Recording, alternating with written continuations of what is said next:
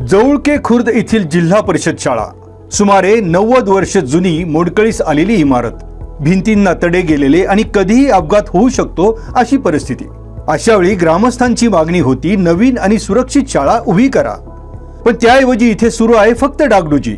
मग प्रश्न असा की मॉडेल स्कूल योजना की विकासाच्या नावाखाली फक्त देखावा।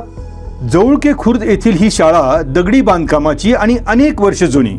याआधी पावसाळ्यात भिंत कोसळल्याची घटना घडलेली, सुदैवाने त्यावेळी मोठी जीवितहानी टळली, पण त्यानंतर शाळेच्या काही भागाची डागडुजी झाली। तर मॉडेल स्कूलमध्ये ज्यावेळेस तालुक्यामध्ये 36 गावांना मॉडेल स्कूल मंजूर झाल्यामुळं त्यामध्ये जवळके खुर्दचं सुद्धा नाव होतं। त्याच्यामध्ये मॉडेल स्कूलमध्ये आमच्या जवळके खुर्दचं नाव आल्याबद्दल मी शासनाचे आभार मानतो। तसेच ज्यावेळेस मॉडेल स्कूल मंजूर झालं त्यावेळेस जिल्हा परिषदचे आर्किटेक्ट साहेब, इंजिनियर साहेब, कचरे साहेब यांनी जी लोकं पाठवली होती त्यांना आम्ही या शाळा रिपेअरच्या ऐवजी मॉडेल स्कूल नवीन बांधकामाला जागा अवेलेबल त्यांना मी दाखवत होतो। कारण का तर त्यांना मी सांगितलं होतं की ही आमची शाळा 1938 सालामधली आहे, दगडी मातीतलं बांधकाम आहे। 2014 साली एक भिंत पावसाळ्यामध्ये पडलेली होती, त्यावेळेस सुदैवाने मुलं बाहेर खेळत असल्यामुळं कुठली मनुष्य हानी झालेली नाही काय। तर मी त्यांना ती जागा त्यांनी मला मान्य केली, आर्किटेक्टने सुद्धा मान्य केलं होतं का तुम्हाला ही जागा आहे, इकडे 3 गुंठे जागा आहे, त्यामध्ये तुम्ही आरसीचे बांधकाम होऊ शकता, सरपंच तुम्ही जोर लावा म्हणजे तुमची आरसीची शाळा होऊन जाईल। त्याच्यानंतर आमचे शाळेचे संस्थेचे अध्यक्ष, उपाध्यक्ष व बॉडी हे कचरे साहेबांच्या मिटिंगला गेल्याच्या नंतर तिथे त्यांचे विषय झाले का तुमची मॉडेल तुम्हाला होणार नाही, तुम्हाला आहे ती शाळा रिपेअर करावं लागेल काय, नाही तर तुमची ती संस्था शाळा कॅन्सल केली जाईल। तुम्हाला बांधायची असेल तर पटकन काम चालू करा, नाही तर हे काम होणार नाही। मग त्यानंतर त्यांनी आता सध्या त्या म्हाताऱ्या बाईला कसं आपण गन पावडर लावून लाल लिपस्टिक लावून नवीन तयार करतो तशी परिस्थिती चाललेली आहे। नक्की याच्यातून यांना काय साध्य करायचं आहे, शासनाने त्या ताबडतोब आम्हाला निर्णय द्यावा आणि हे काम थांबवून आम्हाला मॉडेल स्कूल नवीन आरसीची शाळा करून द्यावी। हे दगडी मातीतलं बांधकाम हे पाडलं तरी चालेल, आमच्या गावकऱ्यांच्या वतीने काही हरकत नाही। आरसीची शाळा आम्हाला 6 वर्ग तयार करून देणे, ऑफिस वगैरे तयार करणे, किचन तयार करणे आणि वॉल कंपाऊंडचं काम करून देणे, एवढीच आमची इच्छा आहे, बाकी काही नाही। मॉडेल स्कूल योजनेअंतर्गत या शाळेला निधी मंजूर झाला आणि सुरुवातीला ग्रामस्थांना सांगण्यात आलं की शाळेचा संपूर्ण कायापालट केला जाईल। प्रयोगशाळा, संगणक lab, kitchen shed, digital classroom अशा अनेक सुविधा दिल्या जातील असं सांगण्यात आलं, पण प्रत्यक्षात वेगळंच घडलंय। आपल्या या ठिकाणी मॉडेल स्कूलची घोषणा झाली, मॉडेल स्कूल आमच्या गावाला मंजूर पण झालं, पण वास्तविक पाहता मॉडेल स्कूल फक्त इथं पत्रे टाकून प्लास्टर करणे एवढंच काम आहे। आणि प्रत्यक्षात मॉडेल स्कूलचे जे कन्सेप्ट होती त्याच्यात सांगितलं होतं सुरुवातीला की मॉडेल स्कूलमध्ये तुमची प्रयोगशाळा येणार आहे, तुमचं स्वतंत्र कॅम्प्युटरची लॅब येणार आहे, तुमचं सेपरेट किचन टॉयलेट येणार आहे, किचन शेड साठी वेगळा निधी मंजूर, भांडी वगैरे सगळे येणार, त्याच्यामध्ये रंगमंच येणार आहे, पूर्ण सर्व खोल्या पीओपी होणार आहेत, लाईट फिटिंग होणार आहेत, सगळे बेंच डिजिटल येणार आहेत, सगळ्या वर्गांना बोर्ड डिजिटल बोर्ड येणार आहेत। अशा सगळ्या गोष्टी मॉडेल स्कूल मध्ये सांगितल्या होत्या, पण प्रत्यक्षात या ठिकाणी वेळोवेळी कामांमध्ये बदल करून या ठिकाणी आता फक्त स्टाईल, फरशी, पत्रे बदलले आणि रंगकाम एवढंच काम या ठिकाणी केलं जाणार आहे। मग माझे शासनाला एक विनंती आहे की एवढे 89 लाख रुपये रिपेअरिंग साठी कशाला लागतात? तुम्हाला जर रिपेअरिंगच करायची होती तर 89 लाख रुपयाचा निधी कशाला लागत होता? आणि या ठिकाणी आमच्या ग्रामस्थांची मागणी होती की शाळा 1938 सालची, आम्ही पूर्ण वारंवार त्यांच्याकडे शासनाकडे मागणी केली होती की आम्हाला पूर्ण आरसीसी खोल्या पाहिजेत, 7 खोल्या आणि एक मुख्याध्यापकासाठी सेपरेट 8 खोल्या पाहिजे होत्या। आरसीसी जर खर्च धरला तर 50 ते 60 लाख रुपयापर्यंत आरसीसीचं काम या ठिकाणी होणार होतं, पण 89 लाख रुपये 8 तास कशासाठी? नेमकं काय करायचंय, साध्य काय करायचंय? मॉडेल स्कूल करायचे का फक्त रिपेअरिंगच दाखवायची? आणि त्यामध्ये शाळा 1938 सालची, मग याला 70 वर्ष होऊन गेलेत, मग याला फक्त वरती आता पूर्ण दगडी बांधकाम, याला प्लास्टर होईल का? याची गॅरंटी किती दिवस राहील? अशी आमची शासनाकडे मागणी आहे। या ठिकाणी मॉडेल स्कूलचे उद्दिष्ट होतं ते या ठिकाणी 100% राबवलं जावं अशी आमची शासनाला विनंती आहे गावकऱ्यांच्या वतीने।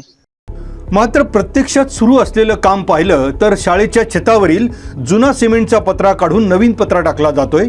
याशिवाय केवळ रंगकाम आणि प्लास्टर मधून मोडकळीस आलेली शाळा चकचकीत दाखवण्याचा प्रयत्न होतोय। यासारख्या किरकोळ दुरुस्ती आणि त्यासाठी लाखो रुपयांचा निधी म्हणजे केवळ ठेकेदारांची भरती असल्याचा सूर ग्रामस्थांनी आळविला। नवीन इमारतीची मागणी असतानाही ग्रामस्थ आणि शाळा व्यवस्थापन समितीच्या मागणीकडे पूर्णपणे दुर्लक्षित केल्याचा आरोप ग्रामस्थ करत आहेत. ही ची स्थापना ही 1938 ला झालेली आहे व जे बांधकाम आहे पूर्णपणे दगडी बांधकाम आहे. वेळोवेळी अशी अपघात झालेले आहेत की एक भिंत सुद्धा पडली होती, भिंतीला चिरा गेल्या होत्या. आणि मॉडर्न स्कूल या योजनेच्या अंतर्गत आमच्या शाळेला एक 90 लाख रुपये मंजूर झाले. त्याच्याबद्दल मी शासनाचा आभार मानतो. आणि ते मंजूर करण्यात आपले तालुक्याचे लोकप्रिय आमदार आदरणीय बाबाजी शेठ काळे यांचा मोठा वाटा आहे. त्यांनी आम्हाला भरपूर मदत केली. पण आमचं एक असं म्हणणं होतं की बाबा 1938 ची पूर्वीची शाळा आहे आणि जो आलेला निधी तो फक्त बाबा तुम्ही आम्हाला रिनोव्हेशन न करता तर तुम्ही त्याच निधीमध्ये आम्हाला एक काही जेवढी बसतील तेवढ्या रूमा हे आम्हाला RCC करून द्यावं ही आमची प्रकर्षाने मागणी होती.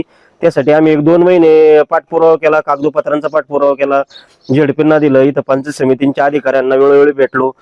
परंतु ते आम्हाला होईन असेच म्हणत राहिले. आणि शेवटच्या टप्प्यात असं सांगण्यात आलं की बाबा आता जे हाय रिनोव्हेशन हे रिनोव्हेशनच करायला लागेल. वरतून जे आपले CO साहेब गजानन पाटील साहेब त्यांनी असं त्यांनी हे लोक आम्हाला असे सांगत होते की बाबा वरतून CO साहेबांनी असं सांगितलंय की हे जे आहे हे असंच करून घ्यायला लागेल की असं बऱ्याच शाळांची मागणी आहे की RCC व्हावा वगैरे असं तसं. पण एक आमची शाळा आम्ही प्रकर्षाने असं दाखवून देत होतो की बुवा एक जुनी शाळा 1938 ची पूर्वीची शाळा आहे. आणि याच्यामुळं आमच्या गावातील बरेच विद्यार्थी बाहेर सुद्धा आजूबाजूच्या ज्या चांगल्या शाळा आहेत इथं शिकायला जातात. पालकांचं असं म्हणणं होतं की बाबा शाळा जुनी आहे. कारण की एक अपघात झाला होता, आमच्या शाळेची एक इमारतीची एक भिंत पडलेली होती. त्यामुळे लोकांच्या मनात अशी भावना होती की बाबा काही नको हे. त्यामुळं आमचं असं म्हणणं होतं की बाबा एक नवीनच व्हावा. आणि त्यासाठी आम्ही पाठपुरावा करतो पण ते आम्हाला यश नाही आलं आणि हे काम चालू झालं.